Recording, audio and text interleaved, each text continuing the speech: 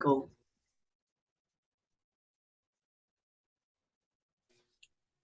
Good morning, everyone. It's a very beautiful day to learn something new today.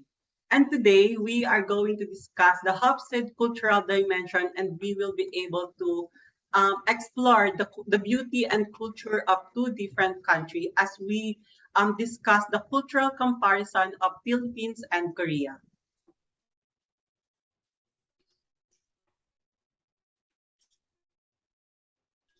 So, good day everyone. I am Michaela Avengoza, and I am here to discuss the power distance of Hofstede cultural dimensions in the Philippines and Korea.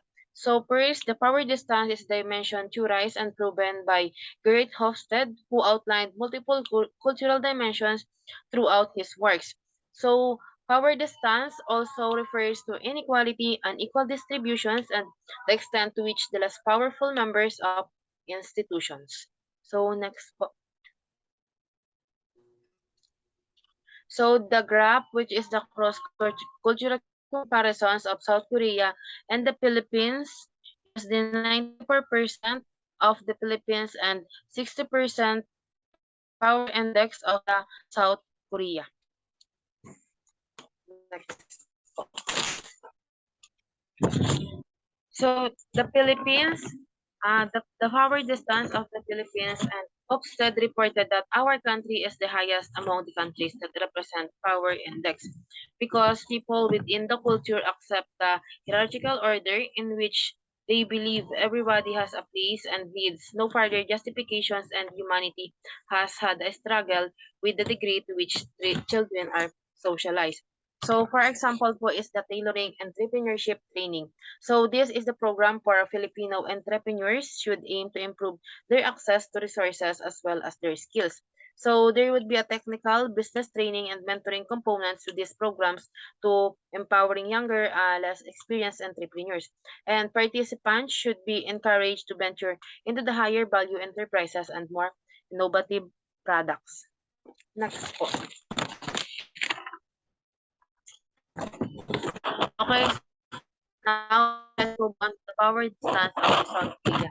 So South Korea is classified as a high power distance country, which means it possesses a hierarchical society. So it shares these characteristics with all of Confucianism stresses the importance of relationship roles for keeping a society harmonious. And it abets for visiting Americans to keep in mind that empowering their South Korean business partners make them uncomfortable, especially if they consider themselves at a lower position. So, for example, is the gap deal culture. So, it is an expression referring for a arrogant and authoritarian attitude or actions of people in South Korea who have a position of power over others.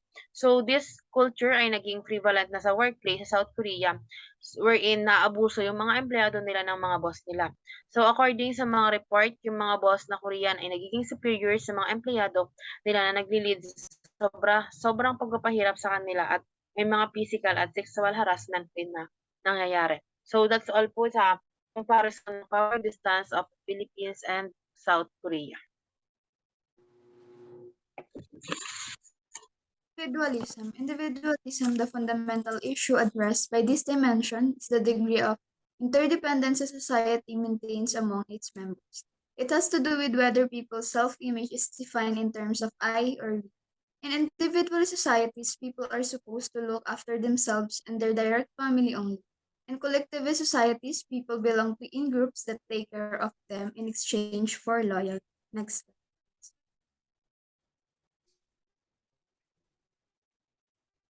Cross-cultural dimension of Philippines and South Korea. This shows that individualism in South Korea is 18, much lower than the Philippines, which is 30.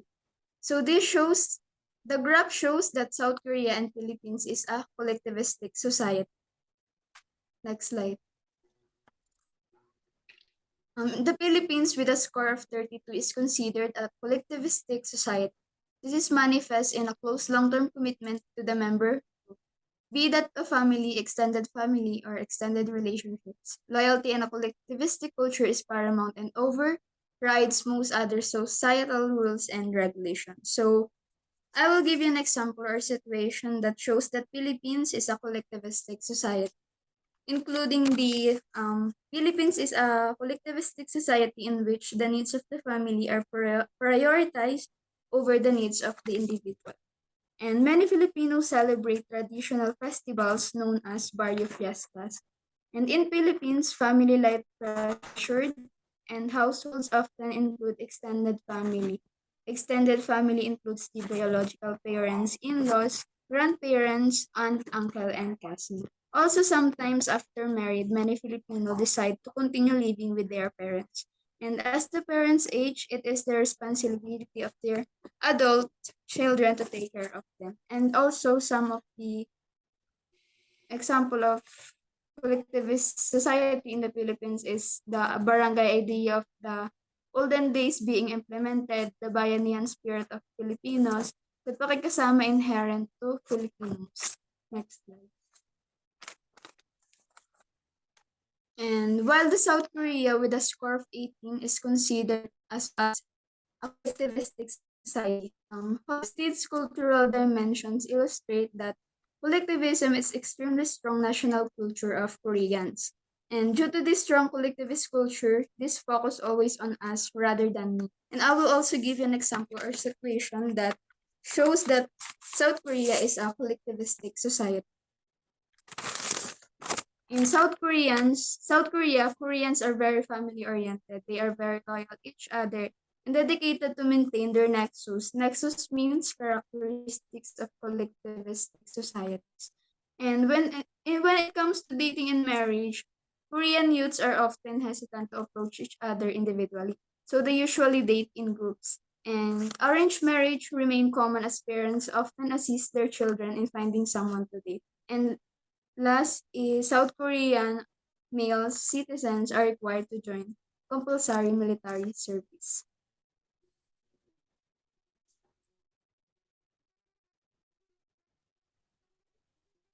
So, hello everyone. I am Jowela Layba. So, at this point, let me give a clarification whether South Korea is a masculine or a feminine society. So, here in the graph, as you can see, the Philippines scored 64 while South Korea is 39. A low score means feminine on the dimension means that the dominant values in society are caring for others and quality of life.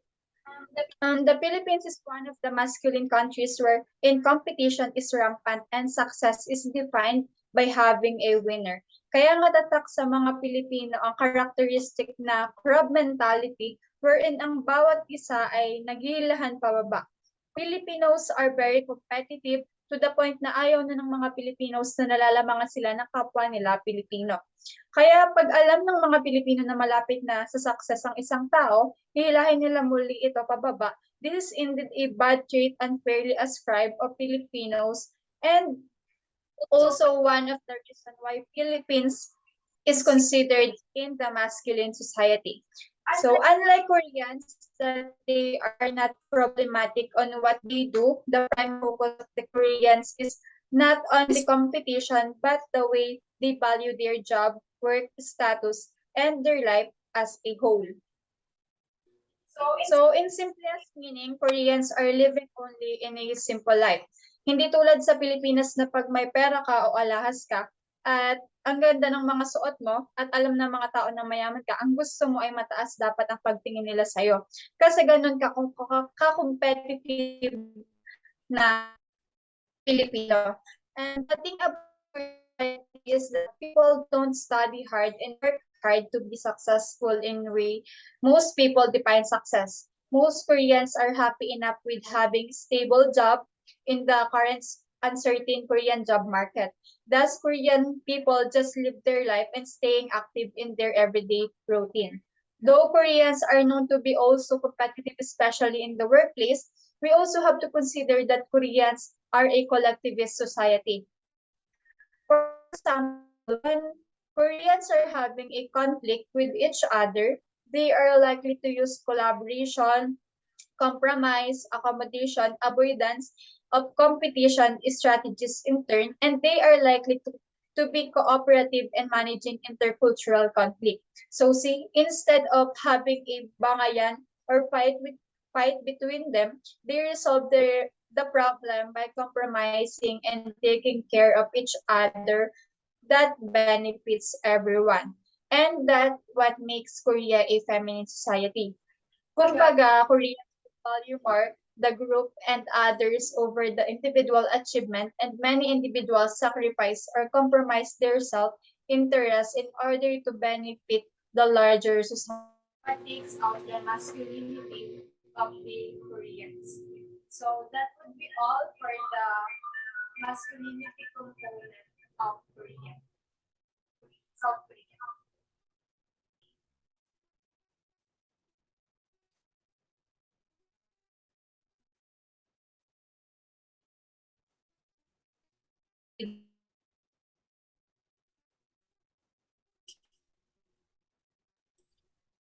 So hi, the fourth cultural dimension according to Hofstede is the uncertainty avoidance. This dimension has to do with the way that a society deals with the fact that the culture can never be known. So uncertainty avoidance simply refers to how a culture or a society react to or tolerate uncertainty. So kasama dito yung mga bagay na unpredictable, yung mga bagay na hindi natin inaasahang mangyayari. So in this dimension, the questions that lies in this dimension are, should we try to control the future or just let it happen? So next slide, please.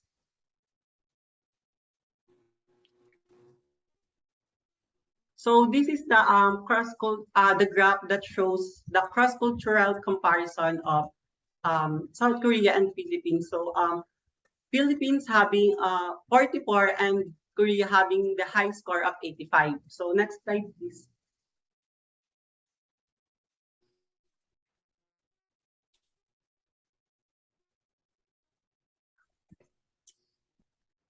So the Philippines scores 44 on this dimension and thus has a low preference for avoiding uncertainty. So we Filipinos are known to be risk takers. We love to risk everything.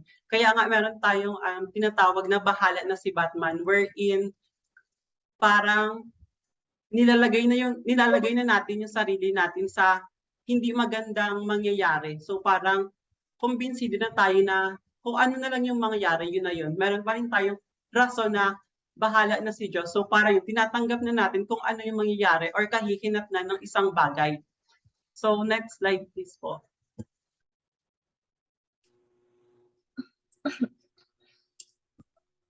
So at 85, South Korea is one of the most uncertainty-avoiding countries in the world.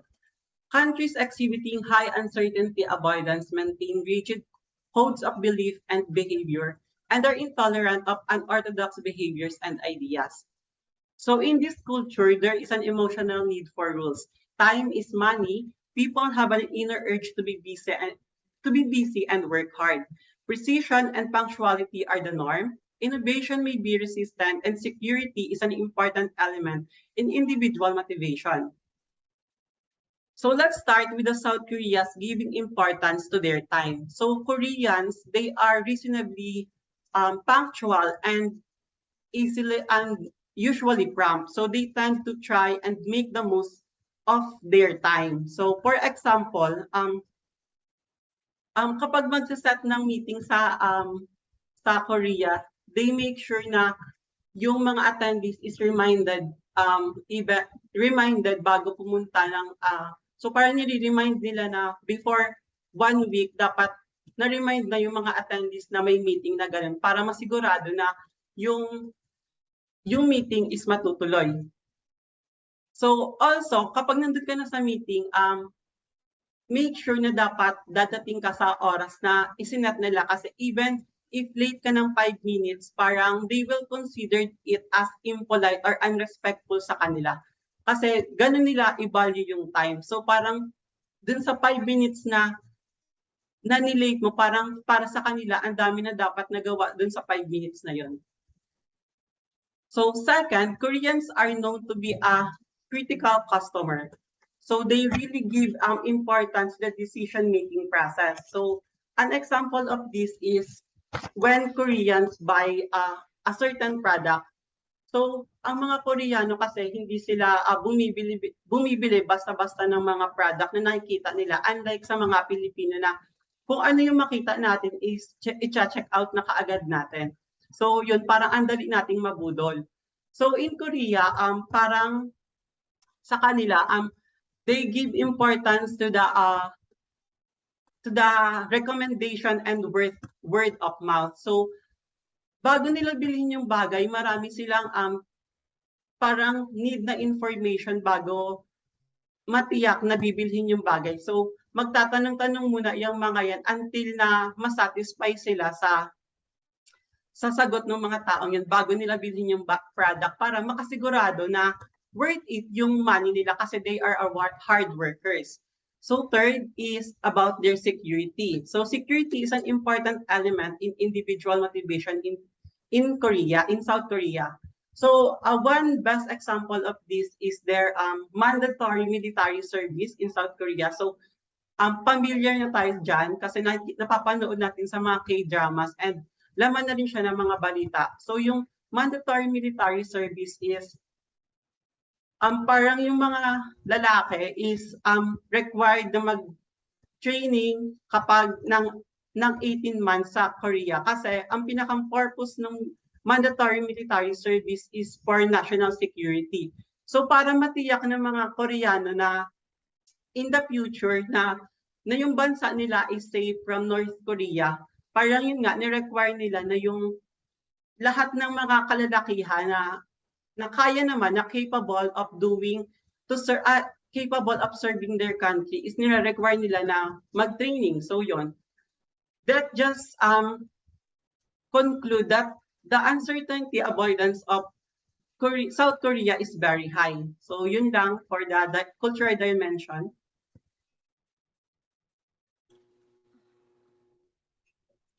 So now let's talk about the long-term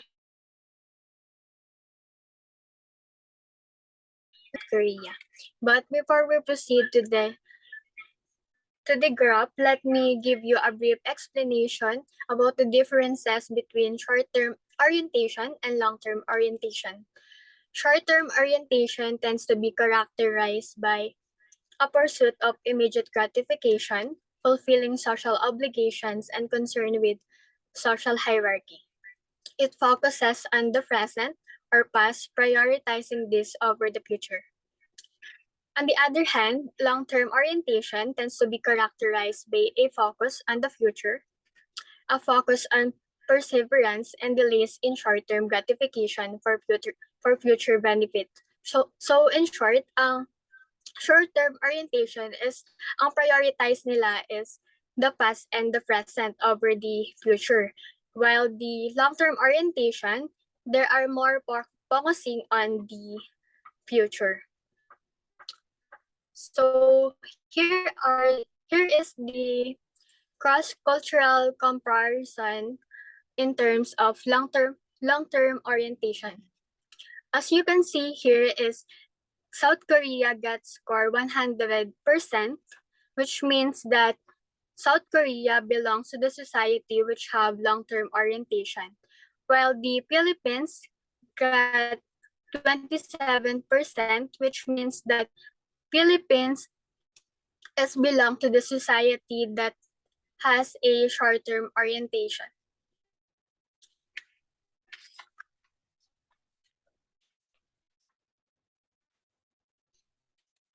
At a very low score of 27 indicates that the Philippines are more normative than pragmatic. People in such societies have a strong concern with establishing the absolute truth.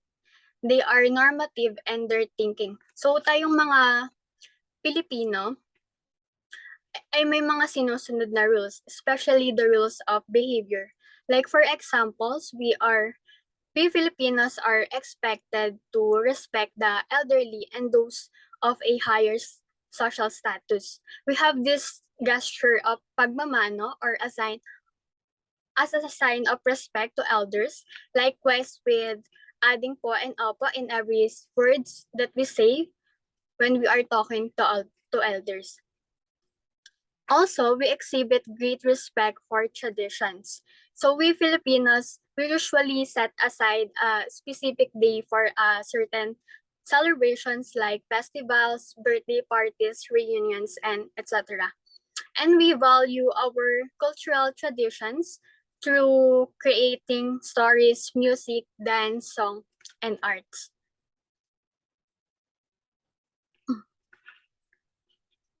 Now let's talk about the long-term orientation of South Korea.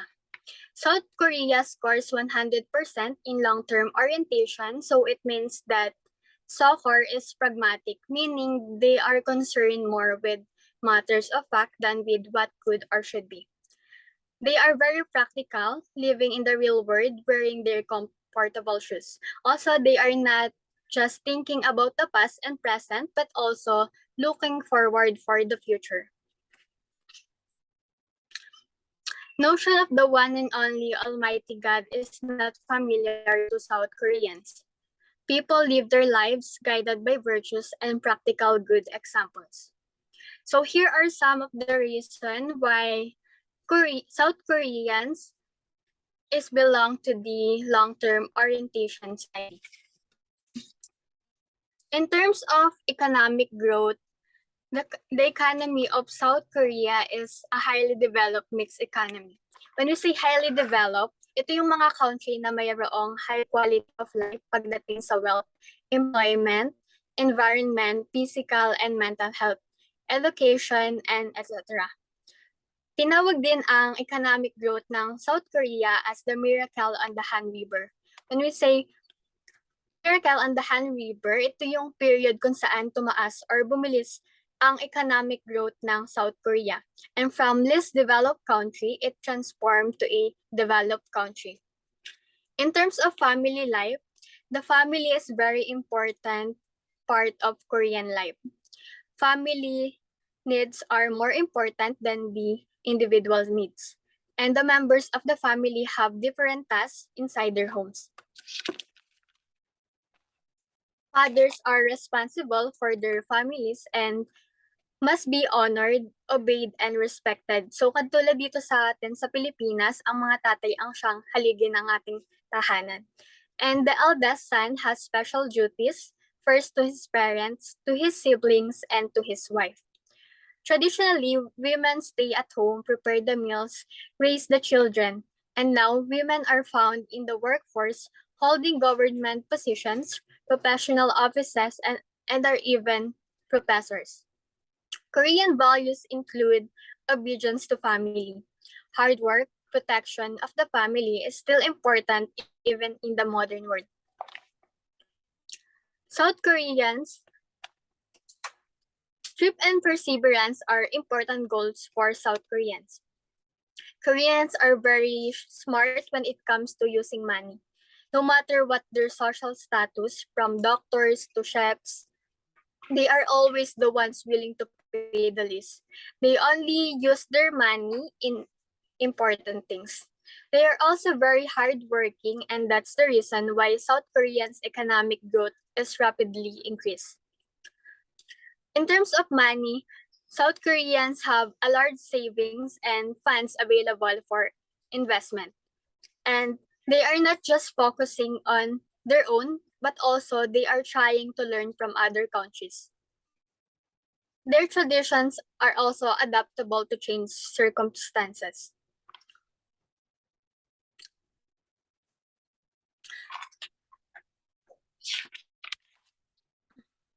And the next slide is a recorded discussion of Mr. Cherwin Marcos Buno.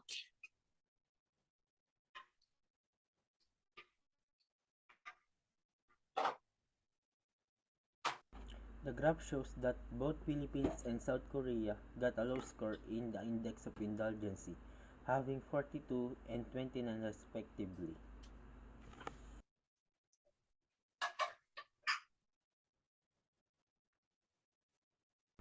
The graph shows that both Philippines and South Korea got a low score in the Index of Indulgence, having 42 and 29 respectively.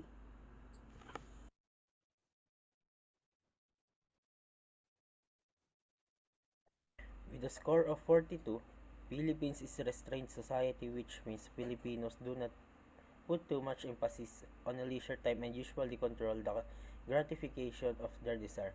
So, kung mapapansin nyo, hindi gaanong ka-priority ang leisure ng mga Filipino, especially those Filipinos na ang priority ay ang family nila. Instead of giving themselves a time to relax and enjoy, mas inuuna nila yung mas kailangan. Like for example, yung mga breadwinner ng pamilya, instead na mag-travel or mag-relax after makuha ang sweldo or bonus nila, mas pinipili pa din nila na ilaan ito para sa pamilya, like for tuition fees and for paying the house bills. Para bang iniisip nating mga Pilipino na mali mag-enjoy o mag-relax, lalo na kung may mga bagay na dapat mas unahin.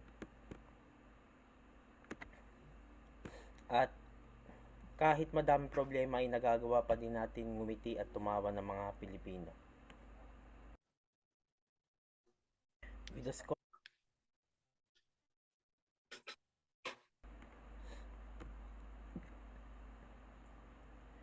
So just like Philippines, South Korea is one of the countries known for having a restrained culture. Sa South Korea, parang ang leisure, pleasure at desire nila para sa sarili nila ay di gaanong kahalaga and feeling nila ay mali. And Koreans are known to be a hard worker, parang mas focus sila sa kanilang goals, responsibilities, and duties in life. Kaya sometimes they forgot to have time for themselves. The average Korean will spend most of their life focusing on school, work, and raising their families. For example, Korea's long working and overtime culture has been the norm in their country. Kumbaga, ang pag-overtime sa kanila ay normal na at mas pipiliin talaga ng mga empleyado na mag-overtime. At in fact, may law sa Korea na naglalayon na unahin ang weekly working hours ng mga Koreans from 65 to 52 hours of working only, kasi nafe-feel ng mga gobyerno na nasusobrahan na sa trabaho ang mga Koreano at yung work-life balance nila ay di na normal. So, basically, Philippines and Korea are both restrained culture, pero mas grabe ang focus ng mga Korea sa work dito sa atin sa Pilipinas.